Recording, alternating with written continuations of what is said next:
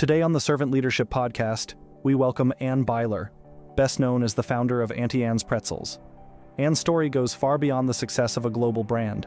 Anne grew up in an Amish family, experienced the heartbreaking loss of her daughter, and endured years of pain and confusion after abuse from a trusted pastor. Through confession and vulnerability, her life was completely transformed. Out of all of this pain and the story of redemption that came from it, Auntie Anne's became a company built on love, generosity, and servant leadership. Join us as Anne shares how her story has helped others find freedom and purpose, reminding us that light can emerge from even the darkest places. Before we jump into today's episode, I want to thank Thrivent for partnering with us on the Servant Leadership Podcast. Thrivent is a holistic Fortune 500 financial services organization that provides advice, investments, insurance, banking, and generosity programs to help people make the most of all they've been given. Each day, Thrivent helps more than 2 million clients build their financial futures and enjoy lives full of meaning and gratitude. Thrivent is also growing and looking for talent with a heart for service. Join a team dedicated to financial excellence and service that offers competitive compensation, flexible work options, comprehensive benefits, and opportunities for professional growth. Learn more about Thrivent's financial services and career opportunities today at thrivent.com. Anne, welcome to the Servant Leadership Podcast. Thank you so much for being here. Hey, thank you, Chris. And I'm thrilled to be on your podcast and looking forward to what our conversation is going to be all about. When people think of you, they probably think of Auntie Anne's, and they probably think you've had a crazy successful business journey, which you have, but they probably have not heard the actual story behind how all of this got started and how relatable it is on so many fronts. And I'm wondering, could you kind of share the journey of how Auntie Anne's even got started, more on the personal side than on the business side to get started?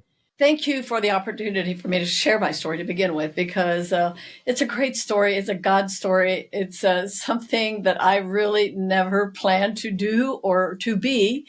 And a lot of your listeners may not even know that there is a real Auntie Anne's. I just went to an Auntie Anne story yesterday in Waco, Texas. And they were like, oh, wow, there's a real Auntie Anne. I'm like, yeah, that's it. That's me. I'm alive and well. So I want all of your people to know there is a real Auntie Anne.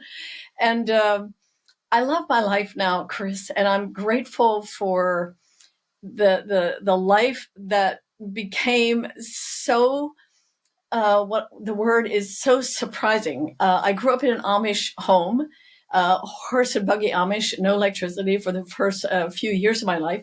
And then mom and dad went from the old order Amish to the black car Amish, where we moved on up in the world. And we were able to be, we look like Amish, but we were able to have a car, a black car, and electricity. And my dad was able to farm with the tractor instead of horses. And so that's the life I really know. I remember the horse and buggy as well, but the life I grew up in was the black car Amish. And so, on the farm, mom and dad taught us. There were 8 of us kids, and it was always important that all 8 of us get along all the time, and really important that whatever mom and dad asked us to do, mom's line was, do it with will, do it with might. Things done by hands are never done right. So it's like it was instilled in me as a very young girl to just, I wanted to please my parents and I wanted to please God. And by the time I was in my adolescent years, I had a theology that was really, really strong in me. It's what I truly believed. And that is that, and they took us to church every Sunday night and Bible school and all those things. So I had a really good foundation. And my theology became, life is good, God is harsh. Nobody really said that to me.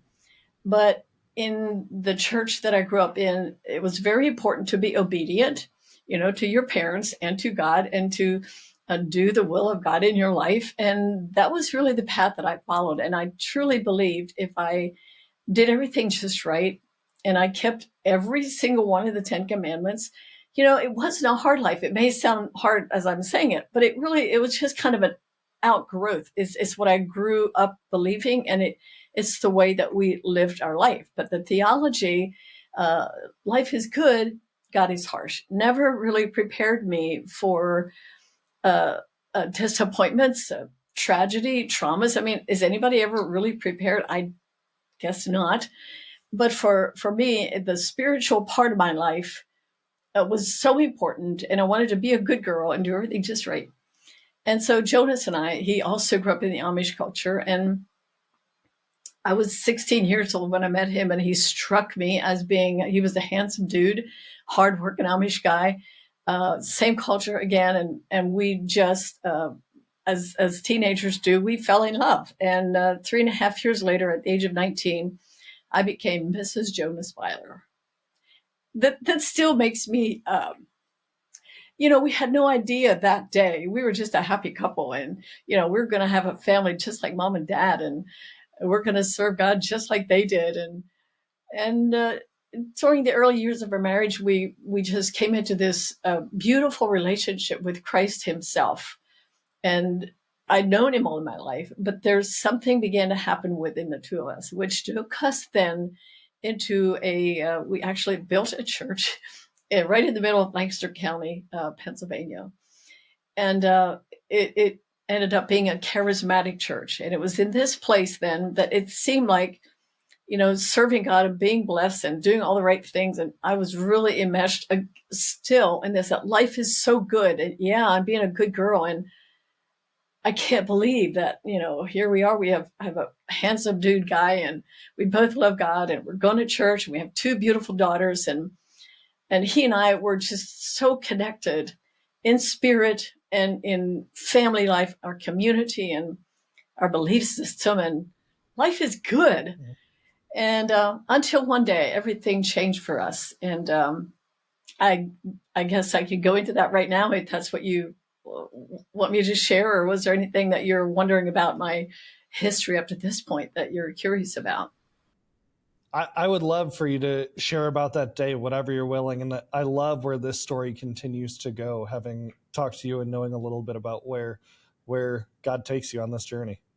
Yeah. And so, I know we live in a day and age when we're supposed to know at whatever, in high school, maybe as a junior, we're supposed to know, or even a freshman, the rest of our life, we plan it, we're taught, what do you want to be when you grow up, And around our family table, all 10 of us is on the farm, the word career was never mentioned. So it was really not a part of our vocabulary. And as we grew up in the Amish background, we had 8th grade education. And so, the life we were living was the life that we thought was going to be the forever life, right?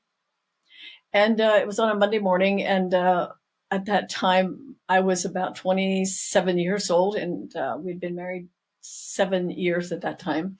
And our youngest daughter, Angela Joy, was 19 months old. And we lived right next to my parents on the farm in the country. And it was a safe environment. And my daughters, both of them, would go up to see mom almost every morning and just hang out with grandma. And between our homes, there was a barn that my dad was making permastone. And it was a small little manufacturing making this permastone. And my sister worked for him, and she would load and unload sand every day to help my father. And every day she would look around, and many days she would just stop the Bobcat and she would pick up Angie and sit her on her seat with her. It was farm life. It's just what we knew all of our lives.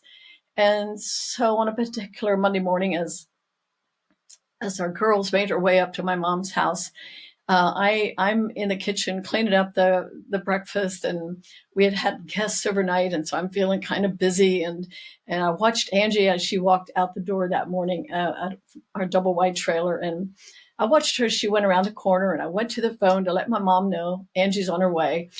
And when I had my hand on the phone that morning, in that moment, even before I talked to my mother, I heard these horrific screams that just totally pierced my heart. And in my heart, instantly, as a mom, I knew that Angie was gone.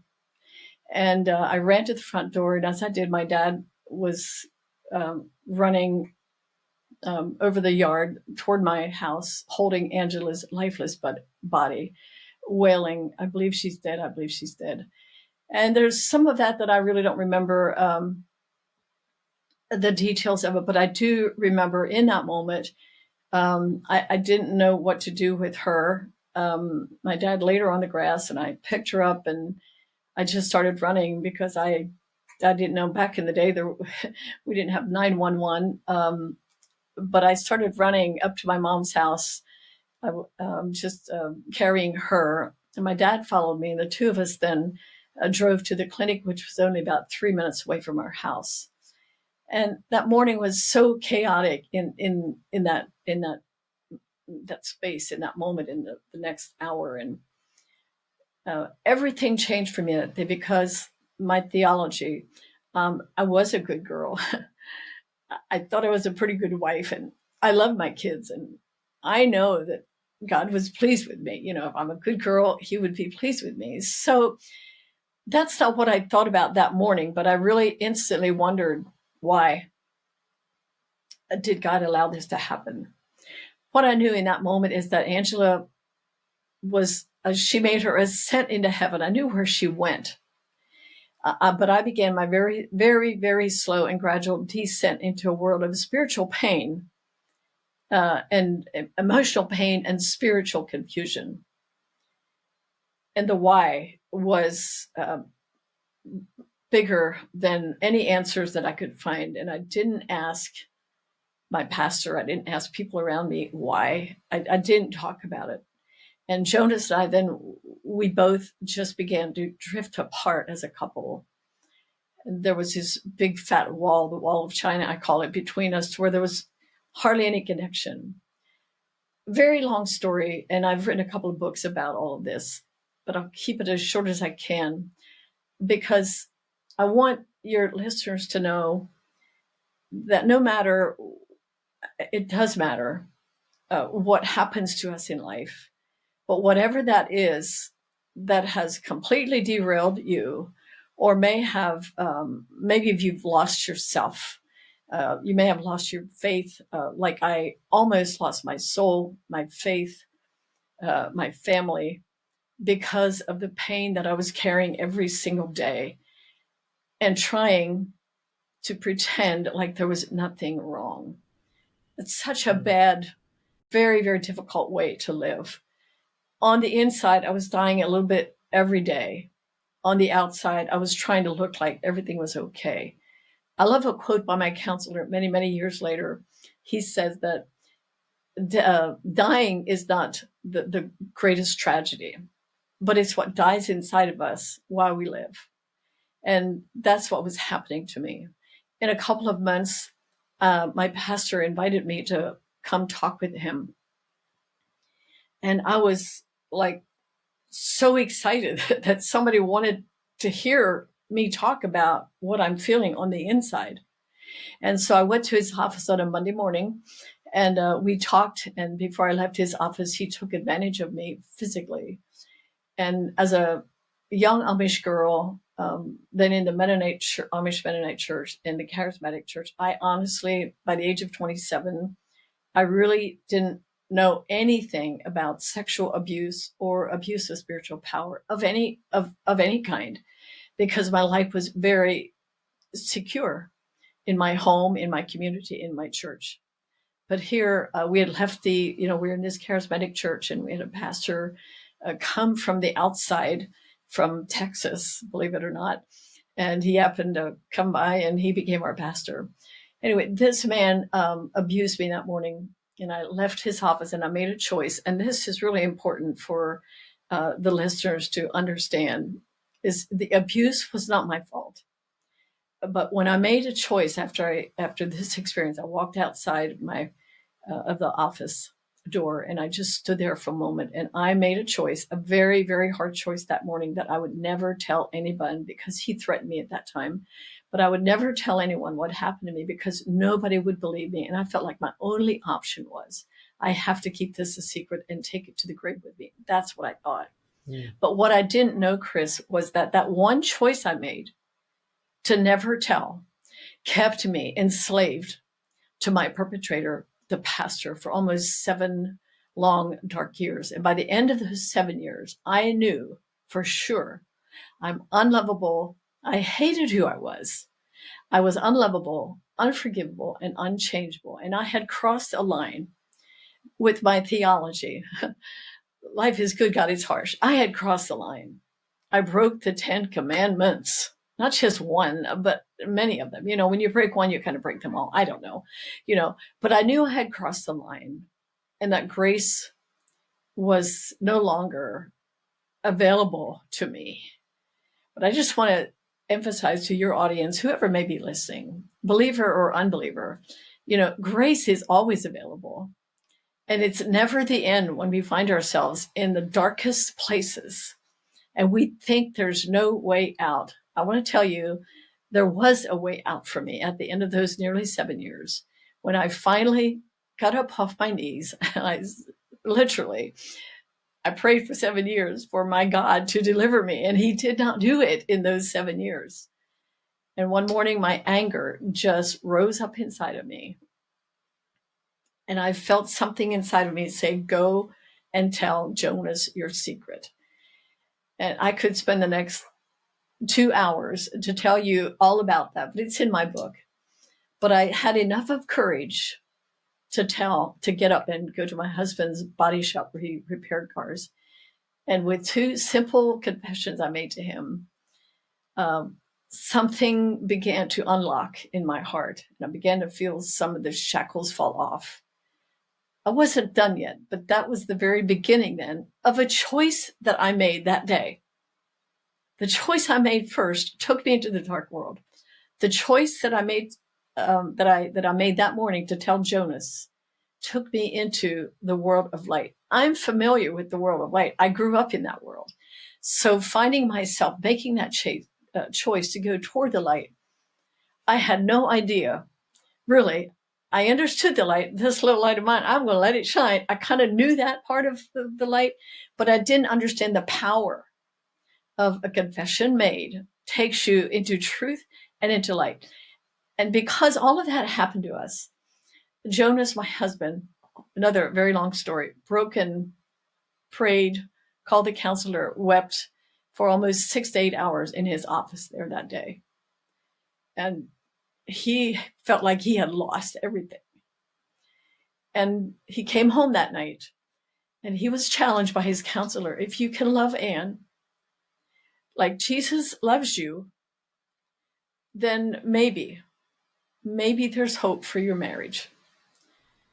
Based on that one powerful truth that the counselor told Jonas, he wrestled with that thought and kept saying to himself, how can I do this? How can I love Anne like Jesus loves me? I don't know.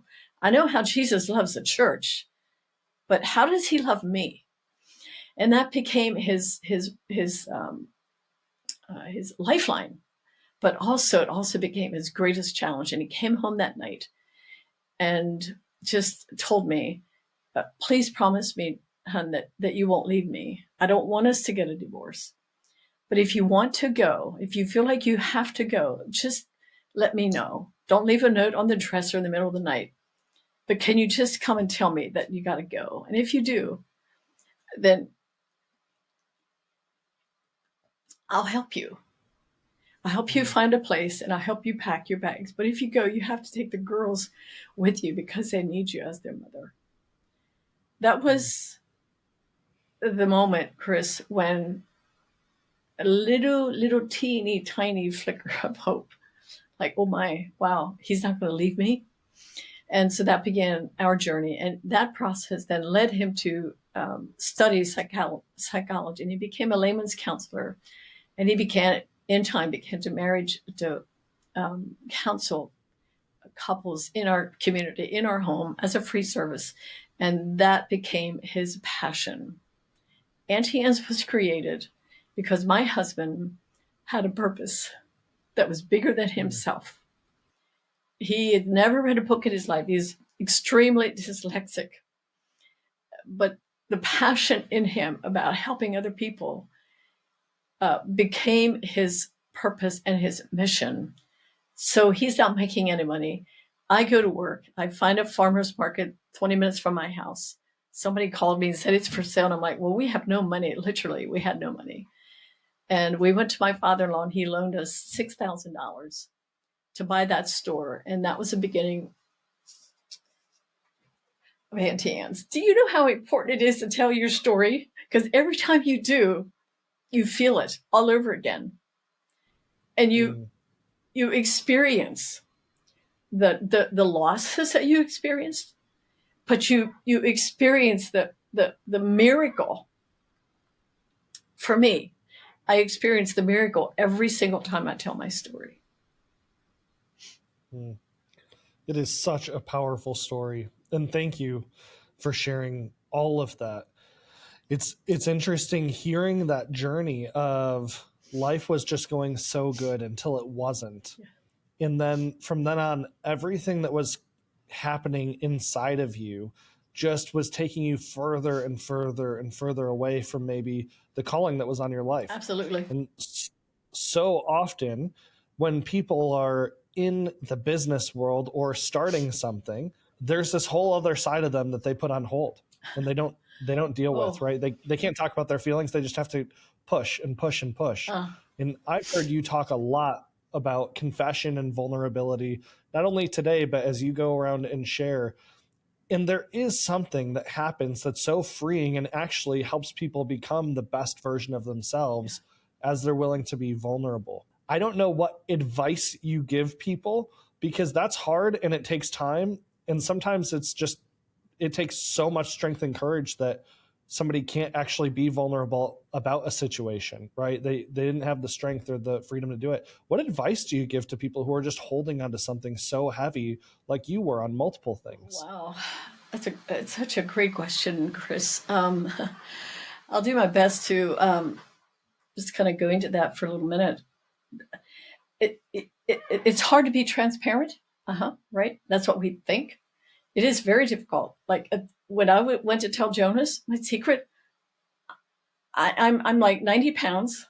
There's nothing inside of me to talk about anymore. I don't even know how to talk. But somehow within me, I had the courage to do that very, very hard thing. And that's exactly what all of us face. When we're caring, it's hard to be transparent. But let me tell you, Chris, it's much harder to carry your past, the thing that bugs you, the thing that bothers you, that you wake up with, that you live with every single day. It's like a ball and chain that you're dragging to work every single day, hoping and wishing that nobody ever really finds out about this or that or whatever it is that is making you feel so defeated on the inside. And then you have to work through all of that defeat. And you have to go to your office, to your people, to your business place and put on a smile and pretend that everything is okay. That's hard. How do I know that? It's because that's what I did. So we had a 5-year moment in time from the time I told Jonas until we had this opportunity. We weren't even looking for a store, to a farmer's market store, 5 years. And it was during those 5 years that Jonas was studying psychology and doing marriage counseling. And that became our journey. Like he would talk to me about what he's learning, and then we'd begin to change our behaviors. And slowly, but surely, we're beginning to walk in the light together as a couple. But when I started Auntie Anne's, I still had this, not many people knew about our story. And I had this terrible feeling that if people really knew, now we had 2 stores the first year we opened. Next year, there was 12 more, the following 35 more stores, and the following year, maybe 50. I don't remember exactly, but we kept growing every single year. And with every year, this knot in my stomach, my husband knew. I wasn't trying to keep it a secret, but I was afraid that people would find out about me, my story. And they would, I don't know. I just thought they probably wouldn't like me or maybe they'd leave I don't know. But it was a horrible thing to try to live with this unknown because I had never really dealt with what the abuse did to me. And so it's hard for me this is such a big and a deep subject, but freeing yourself There's a verse in the Bible. It's really simple. It says, free yourself like a gazelle from the hunter and like a bird from the snare of the fowler. It's like it's a struggle to do this. Like you're thinking right now, oh man, I can't tell anybody this. Yes, you can. And when you do, you begin to free yourself. And when you go to work every day with this struggle, you're somebody else on the inside. My counselor told me many years later, work on the internal part of your life and the external part. The external part is what people see. They all thought I was really successful. I'm really amazing. On the inside, I'm like, no, I'm not amazing. You have no idea how I feel, how I'm struggling. So his advice to me was you bring the internal and the external, you bring it together to where that the internal of your life is the very same as the external part of your life. Now, let me tell you, Chris, that's a journey. That's a journey. That became my journey. Wow. And that continued to be your journey and still is as you go around and inspire millions of people through your story, right? And it's cool to hear that story. I'd be curious, how do you feel like Jonas, who was getting this information, and people who are listening might be in a situation where people around them are really struggling and they just don't know it. And at the same time, when it comes, he responded so well, which might not be the case for everyone listening. That's but right. How do you think he displayed servant leadership, and what encouragement do you hope that people take away from him and how he responded in this case if they end up in a similar situation? Wow. Servant leadership. Now that's a whole other subject, right?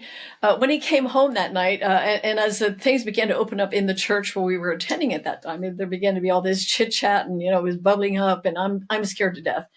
And I told him one day, I said, hon, I don't want to go anywhere by myself.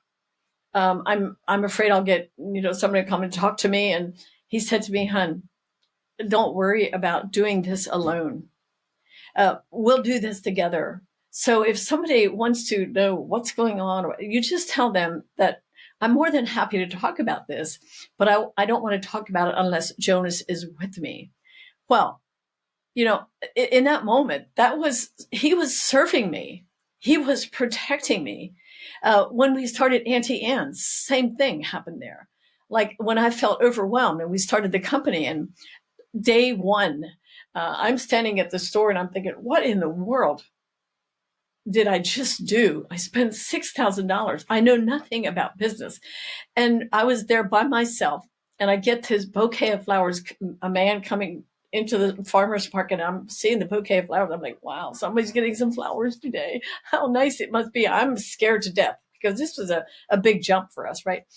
And the flower man he came toward my stand. This was bouquet of flowers from Jonas. And in the note on it simply said, "Hun, I know that you can do this. I believe in you." Servant leadership is really not that hard. I know there's books, John Maxwell. I mean, hey, we all know what he's written 100 books on leadership, right? Servant leadership, I think that we make it so difficult.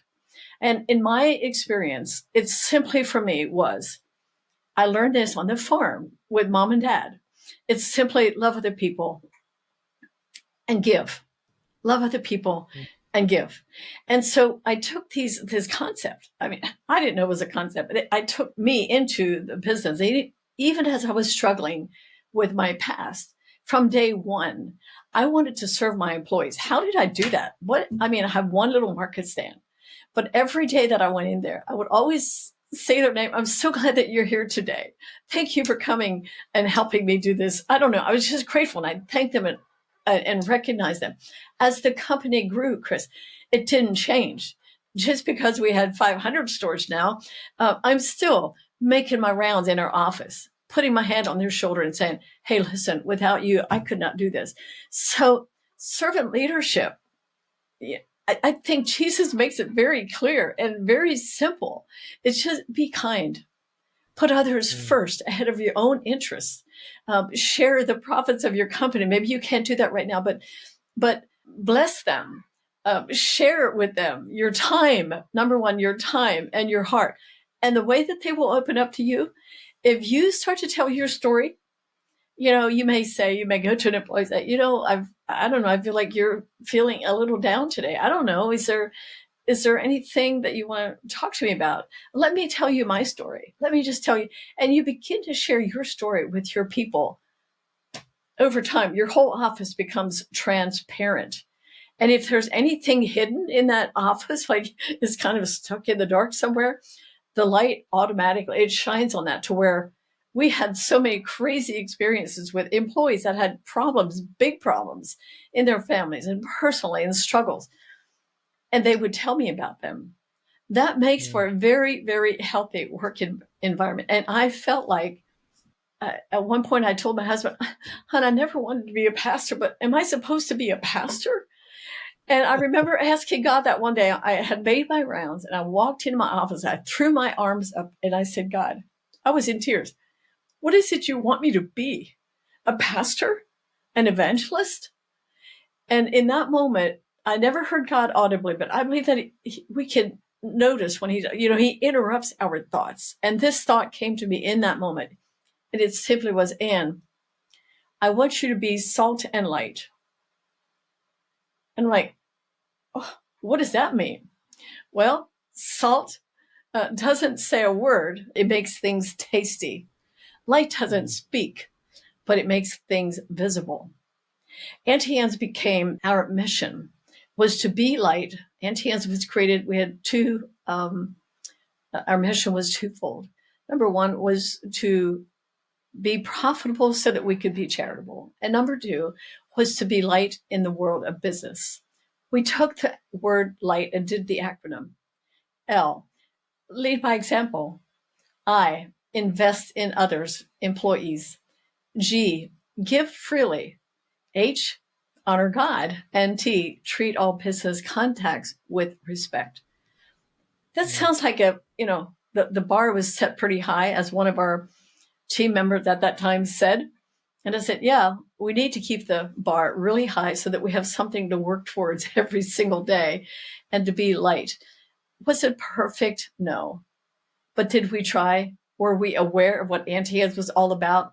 Yes, because we talked about it in every meeting, every all-employee meeting with our franchisees. Auntie Anne's was created to be light, and light became the buzzword for all of our people.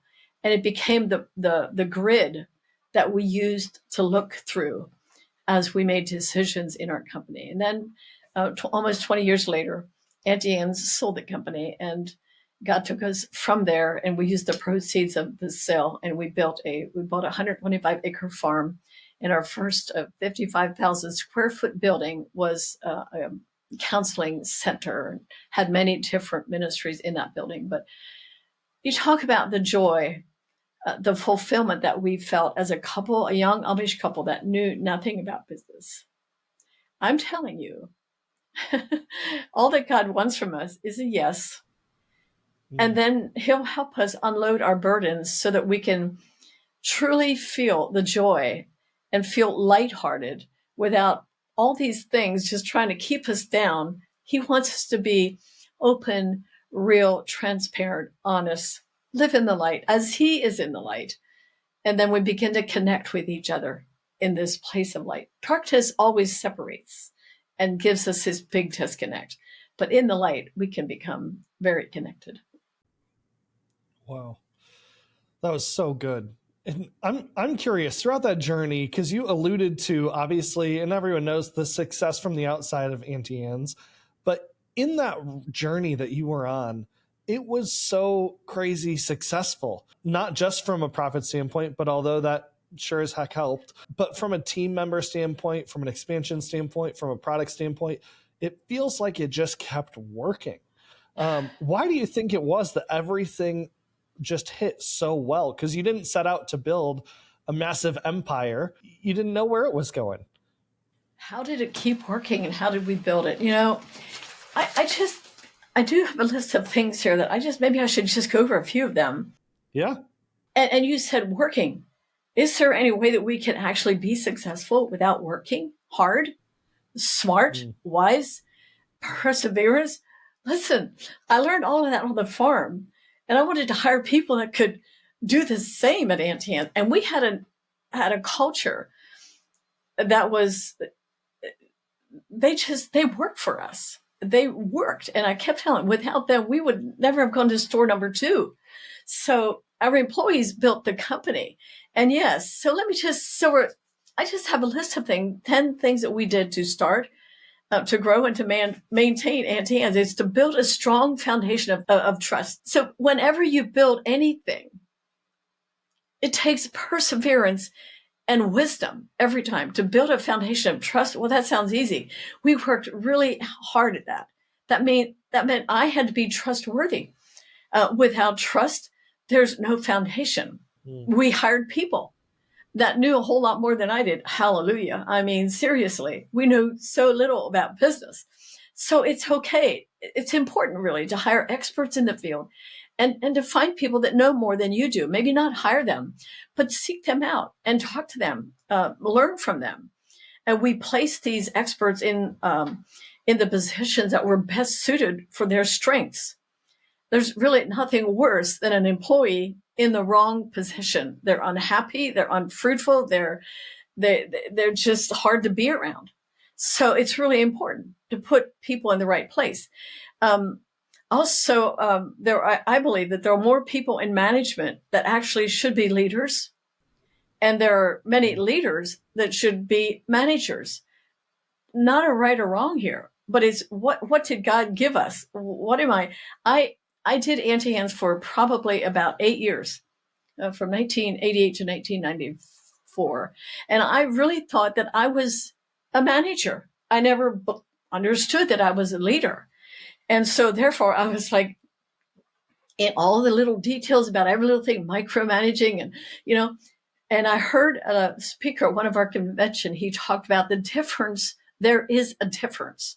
And he read an article, there's a difference between management and leadership. And when he read that day, Chris, I'm sitting in my chair and I'm thinking, oh my goodness, I'm a leader? I'm not, I shouldn't be a manager? Like I shouldn't take care of all. Wow, the light bulb moment went up for me. And if anybody's interested in that article, you can find it. It's called Leadership. There is a difference, leadership versus management. It's really important. As the owner of a company, you may own a company and you may say, I don't know, what am I, leader or man? And when I ask people this question, very often they get this like puzzled look on it. You would think, Chris, with all the information that we read about leadership and management, that would be like a no-brainer. But it's still a puzzling part of leadership and management in our business world. The discovery that I was in the people business and I was not in the pretzel business. When you understand that your greatest assets are your people, not your product. Wow, that's kind of, I don't know. That could be a gig in the heart here. I don't know. But I'm telling you, you know that, Chris, right? That your people are your greatest asset. And yet we spend more time on the model, the marketing, the franchise, all those things are important, and we neglect our people. That's what I'm saying. And then we created a mission statement. I wanted it to be easy to be understood and to be memorized. We built a management system about 4 or 5 years into the startup of Auntie Anne's. We called it the Greenfield system, which basically was an open door policy. If employees have issues, we encourage them to talk to each other.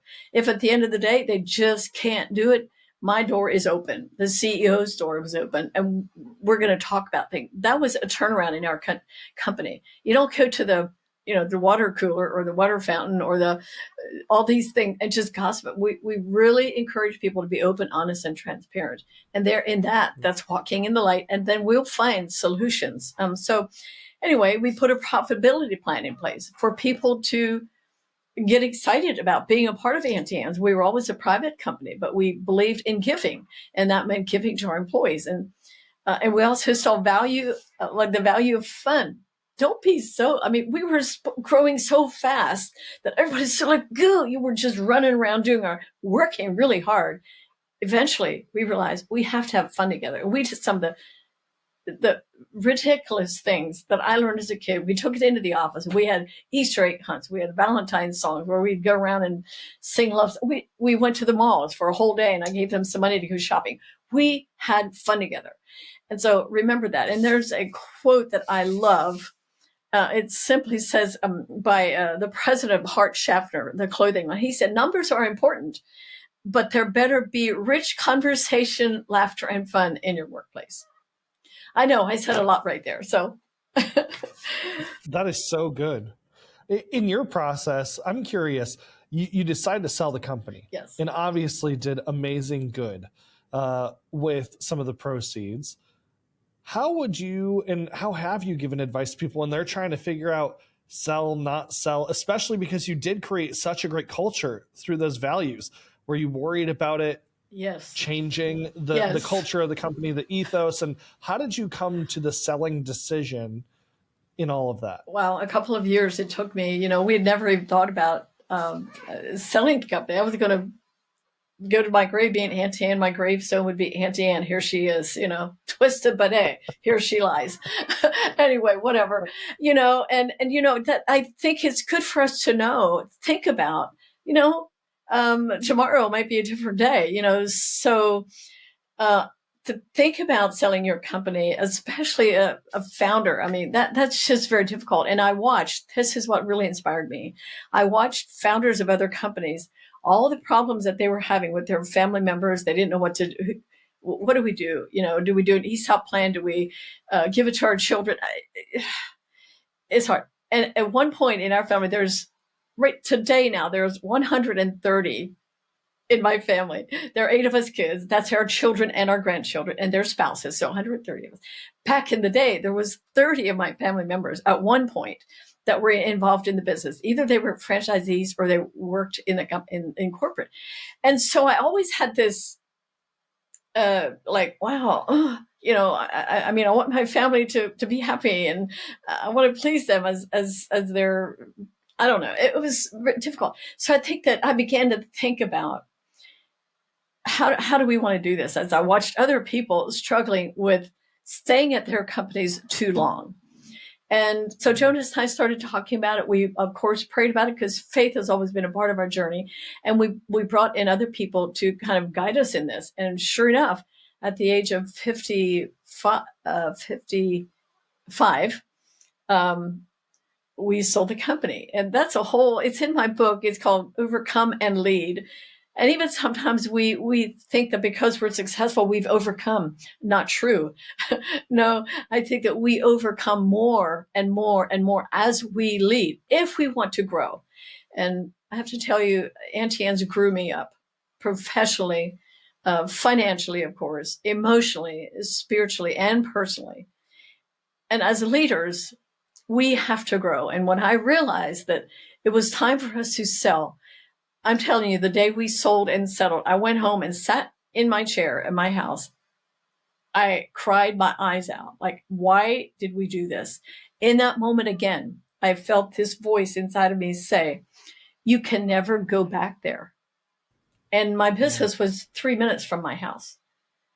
I'm like, oh, wow. I thought, I'm close. I'll stop by and see how everyone's doing. But immediately, Holy Spirit downloaded to me, if you go back there, you're always going to wonder what's going on. And people will always tell you how they don't like the new boss or how, from that day to this day, I've never gone back unless I was invited.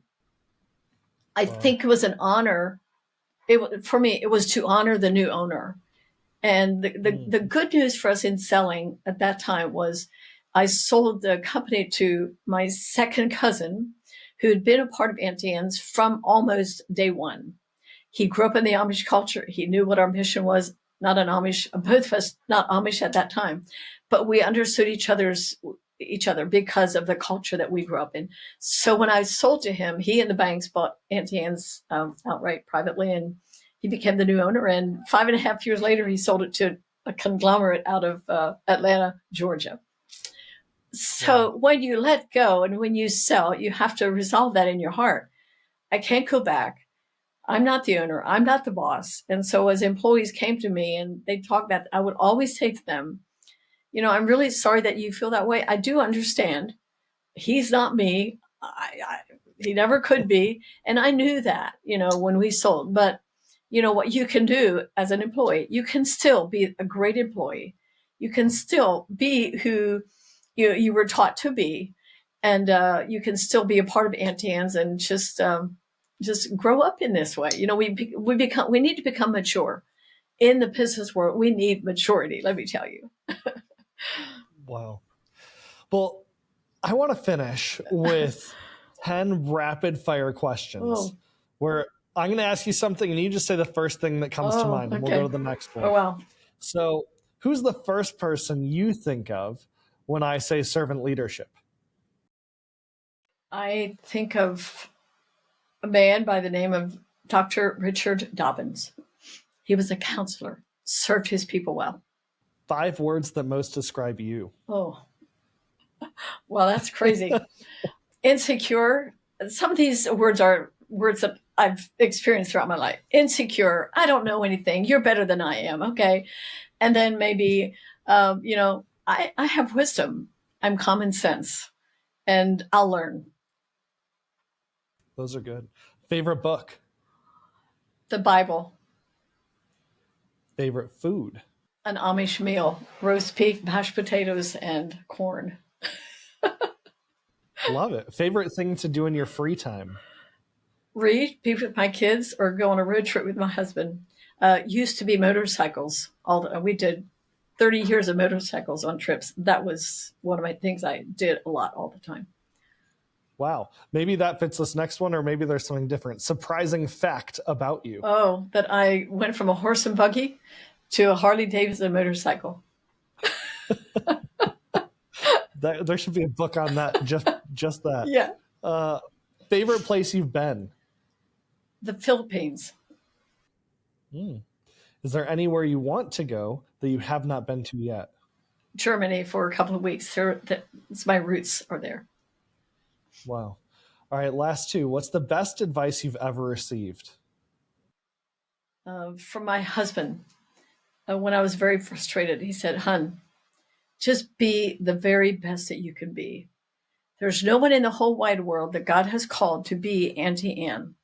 You're called, so just become the very best that you can be." And that's great advice from my husband.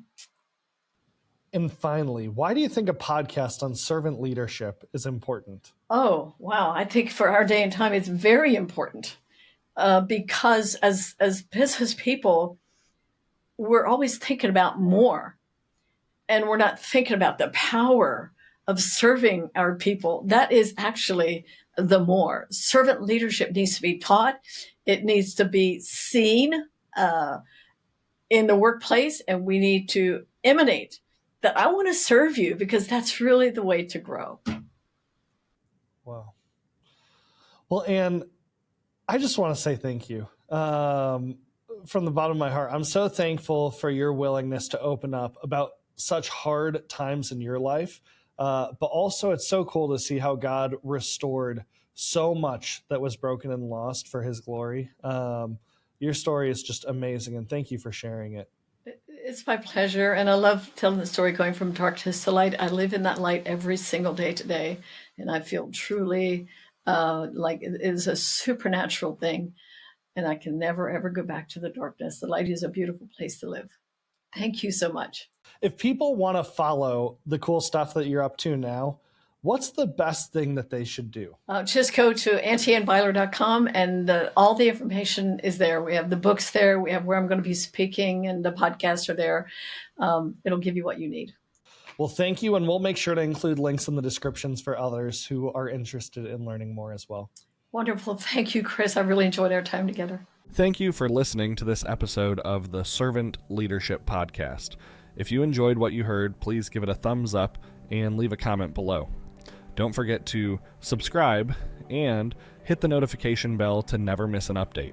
Be sure to check out the servantleadershippodcast.org for more updates and additional bonus content.